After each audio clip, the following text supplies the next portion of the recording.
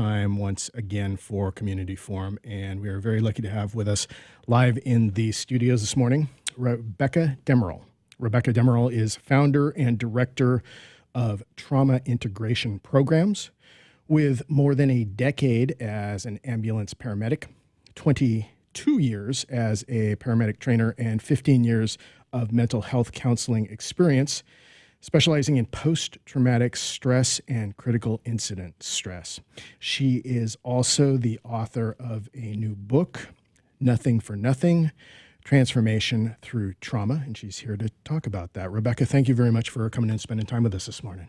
Thank you. It's great to be here. Thanks for inviting me. I want to acknowledge right off the bat since we're going to be talking about trauma, and I'm going to read a little bit from my book, I want to acknowledge what's going on in our country right now, and how these are tough times that we're in, and there is a lot of trauma that people are experiencing due to uncertainty. And as you know, the U.S. bombed Syria yesterday, and that brings up a lot of uncertainty for people. And uncertainty is not the kind of thing that sort of fosters joy in us. It's the kind of thing that seems to foster fear in us. So that's saying all that, this is a time when we really need to, even more than ever, learn how to take care of ourselves and learn how to take care of one another so that we can be good activists and advocates for our world.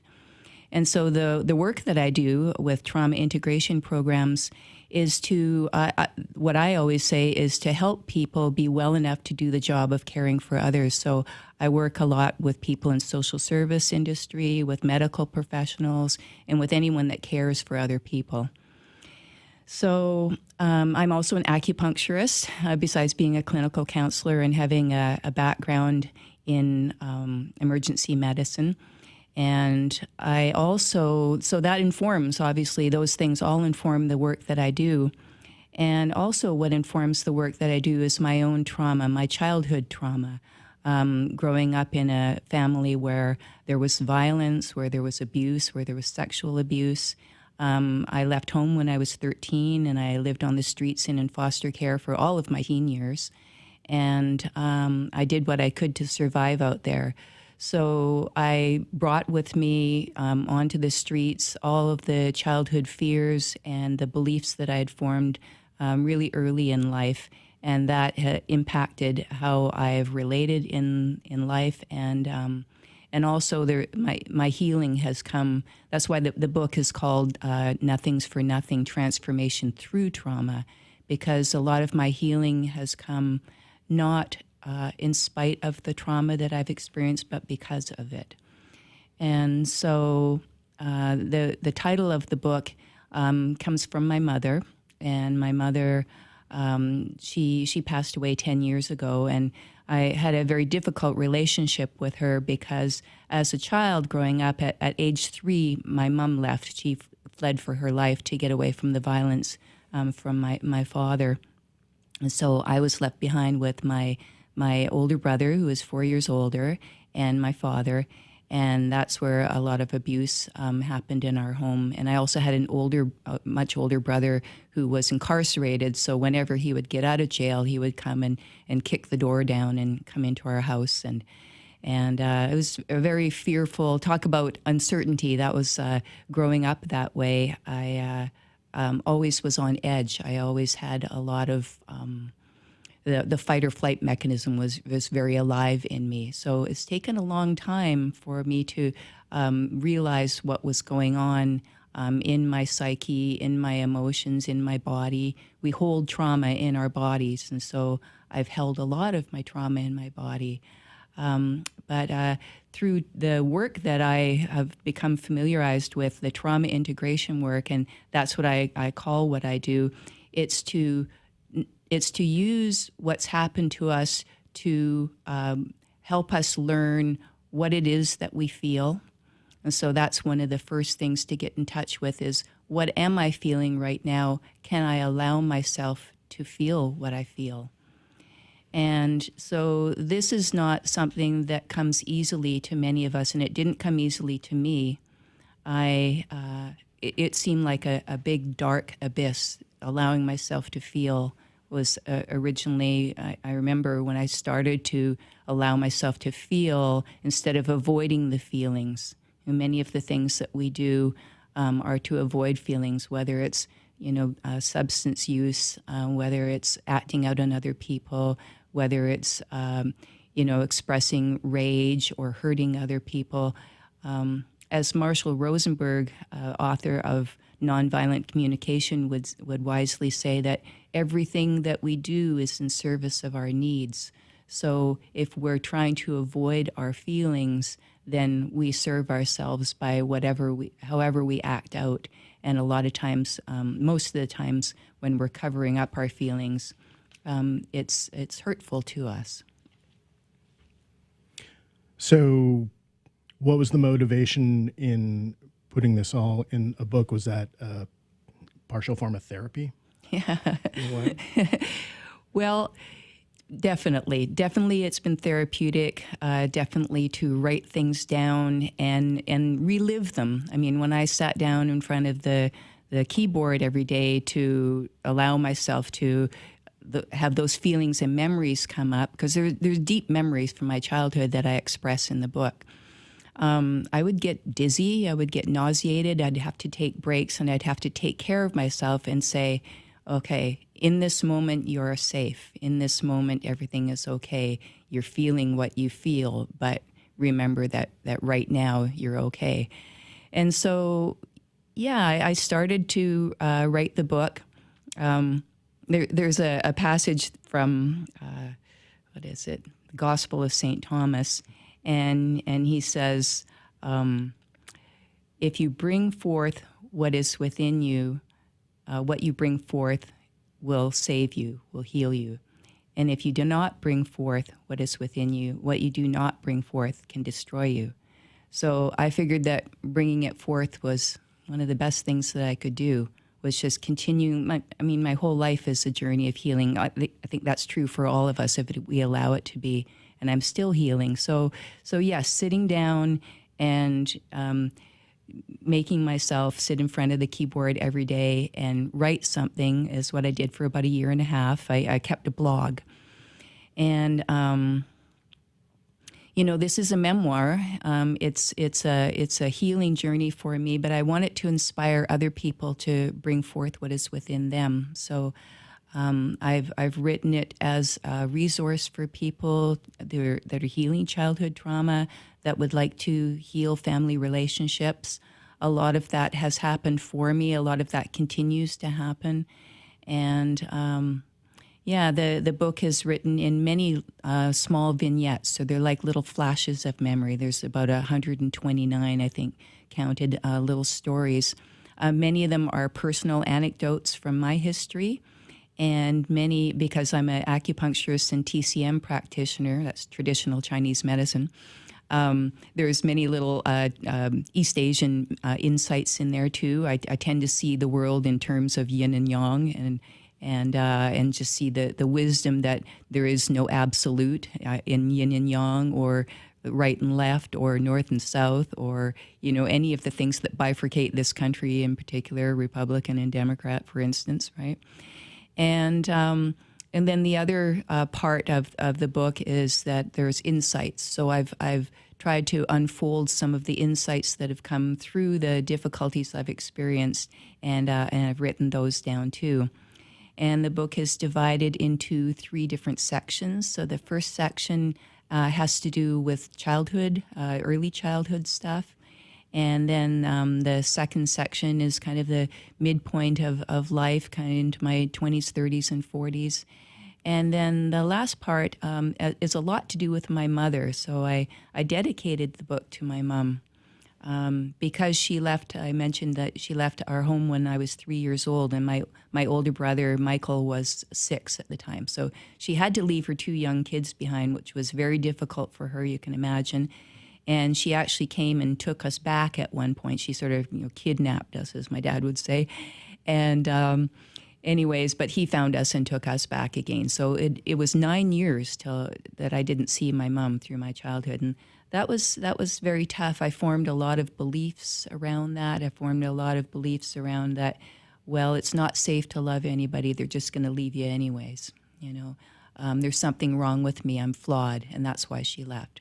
So again, that's the value of allowing ourselves to feel, and then checking out. Okay, so I feel this, and what are the beliefs, and what are the belief systems even that I've developed around all of those feelings, and what am I actually projecting on the world? I started to see how I projected on the world. Yeah, no, you're just going to leave me anyway, so there's no use allowing myself to care or feel, and yeah, there's something wrong with me. So what's the point, anyways?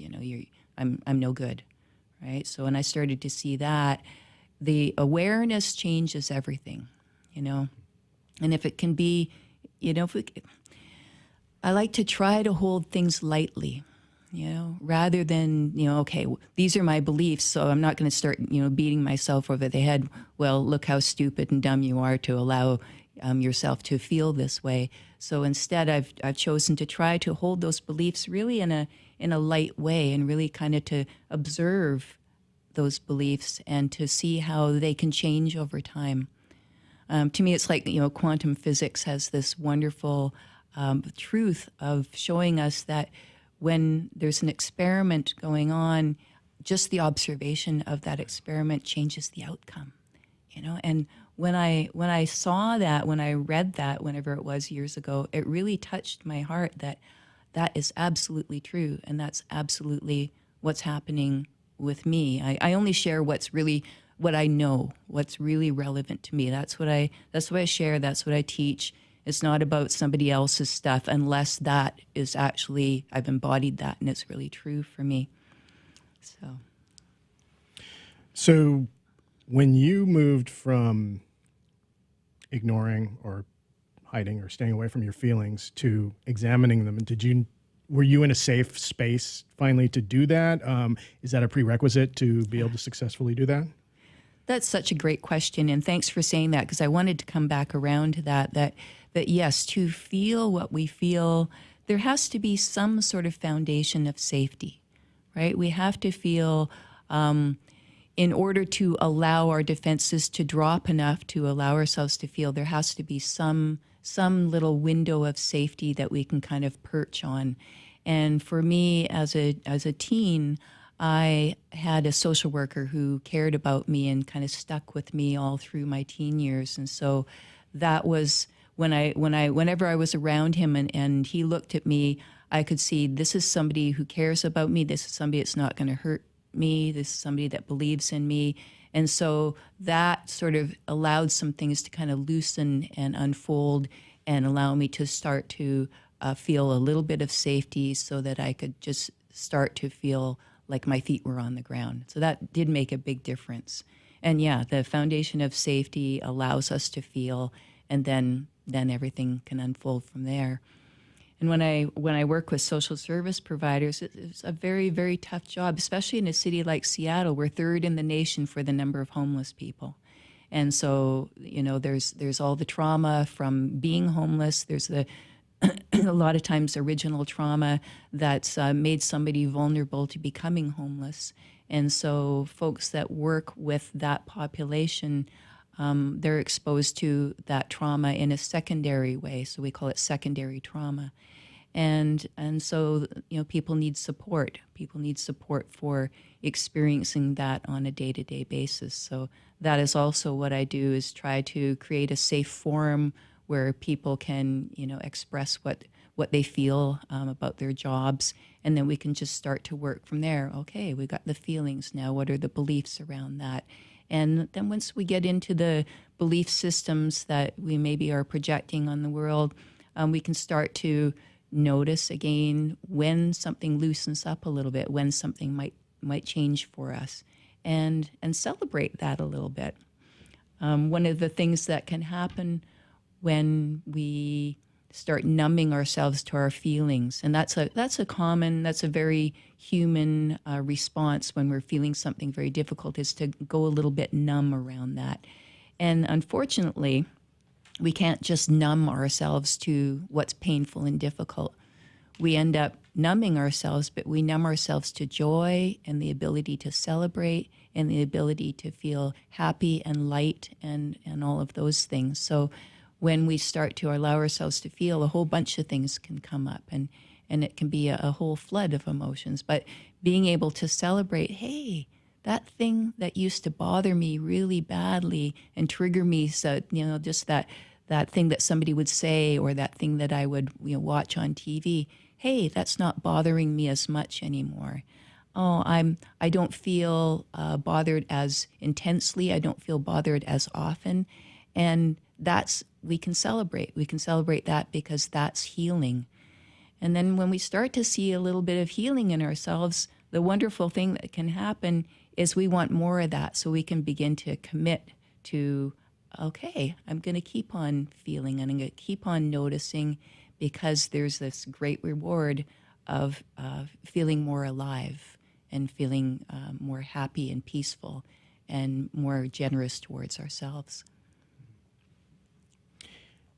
And is that something someone can pursue in isolation by themselves, or do you really need help of others to do so? I don't think we do anything in isolation, unless you're living in a mountaintop on a cave. I mean, we live in a big society full of people. So certainly taking time on our own, certainly having our periods of silence is helpful to gain the insight to what's going on in my thoughts, my emotions, and my body. And then reaching out and expressing to other people is a big part of the healing. And that's part of, what's been healing for me, is actually the expression of some of the things I've written in my book, is the feedback that I've gotten from people, the beautiful, loving responses, the acceptance, the validation. Not that I needed all of those things, or maybe not that I thought I needed all those things, but being able to express things and then having others sort of reflect back, it changes us from an isolated place to a place of connection and community with others. And so that's a real beauty of I'll mention Facebook, because Facebook's it's a crazy thing, and there's a lot of controversy around the privacy rights on Facebook right now. But one of the things about any kind of community forum, whether it's online or whether it's in person, is that people get a chance to express and connect with others and see that they're not the only ones that feel something. So I wanted to find out a little bit about, since you dedicated the book to your mom, she left you when she was 3. Yes. At some point there, it sounded like 9 years down the road, she tried to grab you and bring you back. Yeah. So talk more about that, and did you ever, resolve issues with your mom? Mm-hmm. So Mom did come and take my brother away, but that's when we were both still really young.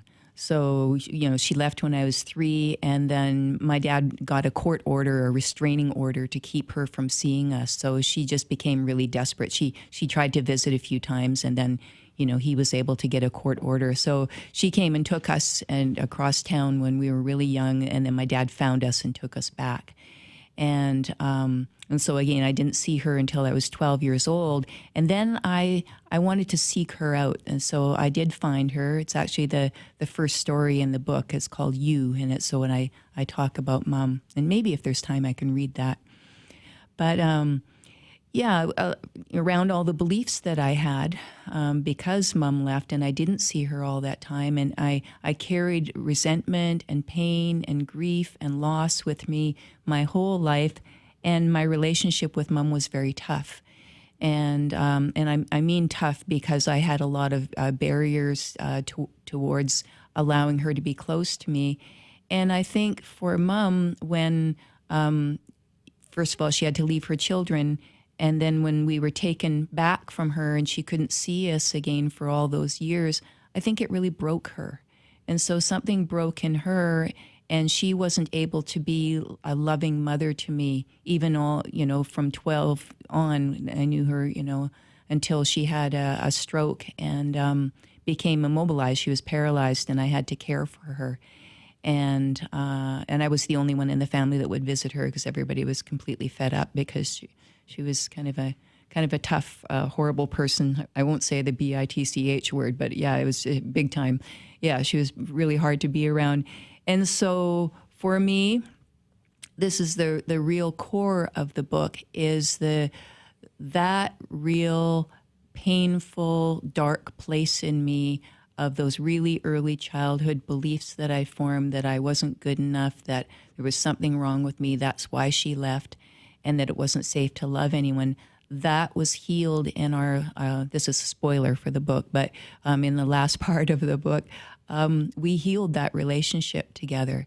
When Mom passed away when she was just shy of her 88th birthday, and 6 months before she died, I had waited my whole life for her to say, "I love you." And she finally did. And I finally felt it, and I finally allowed it in. So that healing for both of us and being able to be with her in her last moments, I think, she was able to die in peace, and I'm able to live in peace because of healing that old wound. And how about your father? Did you resolve things with him? So my father died when I was in my 20s. So a lot was unresolved for me. And, that's another part in the book I talk about a lot, because my father was abusive. My father sexually abused my brother. He didn't sexually abuse me that I remember, but as the favorite and the one that wasn't being abused, I suffered the collateral damage of survivor guilt. And so, and things were done in my presence that a child should never have to see and hear. So it was almost like I was invisible. But I don't think a lot of that was really in my conscious memory when my father passed away when I was in my early 20s. So he was loving and kind, and there's lots of good memories I had with him. Again, I was with him when he passed away, and I'm still healing. I'm still healing from my relationship with him, but it wasn't nearly. You would think it would be fraught with a lot of difficulty, but not nearly as much as with my mom. So I'm pretty good with my dad. I'm pretty good with. He took care of us. There was always food on the table, and I had a roof over my head when I grew up. So those are some things that I had. So by your working through this trauma, you have healed a lot of this pain and trauma that you've dealt with. Had you not worked through it and just ignored it, you pretty much be a completely different person sitting in front of you right now, right? I guess so. I have no way of knowing, and like I say, I'm the person I am, not in spite of, but because of what I've experienced. That's the beauty of, where we're cracked is where the light gets in, and I'm cracked and the light's getting in and it's still coming in. And, I think that, I think I'm doing okay. I really do. Well, and doing well enough to be able to share your story with others to help them do better as well. And I think it's great that you, in your work with other people who are caregivers, because I know personally from my mom had Alzheimer's. I was helping take care of her for years, and how that can so wear you down, and you just get isolated doing it. Everybody like basically who is your friend abandons you because you're doing this selfish thing by taking care of someone else. Yeah, right. It's crazy. Yeah. Yeah, it is. It's a labor of love, and it's something that takes a lot of your time and attention and psychic energy, And I know for me, when Mom had her massive stroke, the doctors said, "Oh, you better say your goodbyes to her," And I thought, ugh. At that time, I was so fed up with Mom, anyways. But she lived for 3 more years, so I had 3 years of thrashing through things with her, and just being exhausted and leaving the hospital every day in tears, and seeing a counselor and talking it through, and Mom was angry too when after she had her stroke. She was debilitated, paralyzed on one side, and went from being somebody that could do anything that they want, super healthy lady, to, being bedridden. And she was pissed. I mean, when I would go visit her, she would yell and scream. It was all my fault. She would spit at me and call me names, and I would sit there and just take it. And finally, my counselor said to me, you don't really have to take it. You could register your hurt, and you could let her know that, you could set some boundaries. So this was a real gift from Mom, that I got to learn how to set really clear, loving boundaries. And so, one day I walked in and she was behaving in her usual spiteful way. And I just said, "Mom, I'm sorry. I can't sit here and allow you to speak this way to me. It really hurts my feelings, so I'm going to have to leave now." And before I left, I said, "I love you." So that was a commitment I made to myself. Yell, scream, called me names. I went out the door feeling very guilty. And so I continued doing that for a couple more years. Every time I would come, there would be a lot of Mom just yelling and screaming, and me at some point feeling like, okay, I'm going to register my hurt. I'm going to tell her that I'm going to leave if her behavior doesn't change, and then I'm going to leave. I'm going to keep my promise.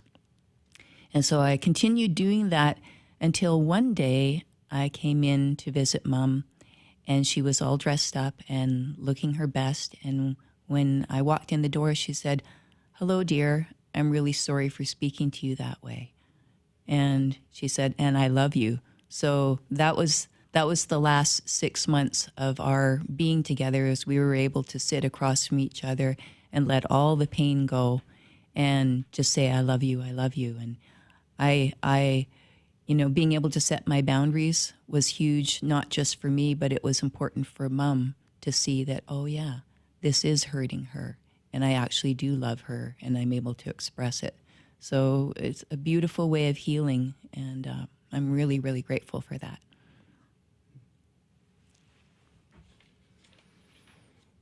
Well, since we are pretty much out of time, that's a great place to end, too. We've just been talking with Rebekah Demirel. She is author of the new book, Nothing's for Nothing, Transformation Through Trauma. And do you have a website, too, that in addition to the book, that people can check out your work? Sure, thank you. Yeah, traumaprograms.com. And there you see the programs that I teach, and there's a list of the clients, and thank you. Great. Well, thanks for coming in, spending time with us this morning. Thank you. I enjoyed it.